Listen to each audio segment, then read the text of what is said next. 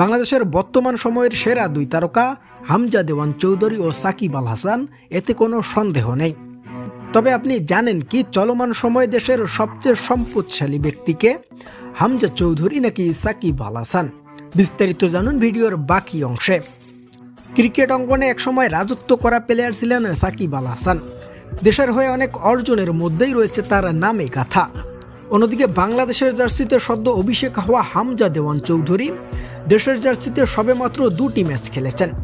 ইতিমধ্যেই করেছেন নিজের প্রথম এবং একমাত্র গোল।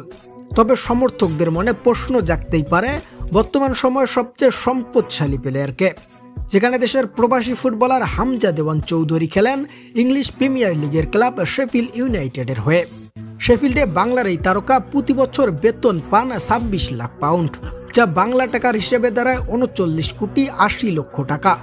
অন্যদিকে বাংলার আরেক তারকা অলরাউন্ডার সাকিব আল হাসান প্রতি মাসে বিসিবি থেকে বেতন পান 2,50,000 টাকা, যা বছরে গিয়ে দাঁড়ায় 30 লক্ষ টাকায়। তবে যেহেতু সাকিব একসময়ের সেরা প্লেয়ার ছিলেন, আইপিএল ও পিএসএল এর মতো বড় টুর্নামেন্ট থেকে মোটা অঙ্কের অর্থের বিনিময়ে ডাকও পেয়েছেন। এছাড়াও তার বিজ্ঞাপন, রেস্তোরাঁ ও বিভিন্ন ইনভেস্টমেন্ট থেকে ইনকামের ফলে তার মোট অর্থের পরিমাণ দাঁড়িয়েছে 276 কোটি টাকায়। সব মিলিয়ে অর্থের পরিসংখ্যানে এগিয়ে থাকছেন সাকিব আল হাসান। অন্যদিকে হামজা চৌধুরী সবেমাত্র দেশের জার্সিতে যুক্ত হয়েছেন। ক্লাবের হয়ে ভবিষ্যতে আরও বড় পজিশনে পৌঁছাবেন এই তারকা। সব মিলিয়ে প্রিয় দর্শক, আপনার কি মনে হয় সাকিব আল হাসানের অর্থের হিসাবকে কি হামজা দেওয়ান চৌধুরীর সাফল্য পিছনে ফেলতে পারবে?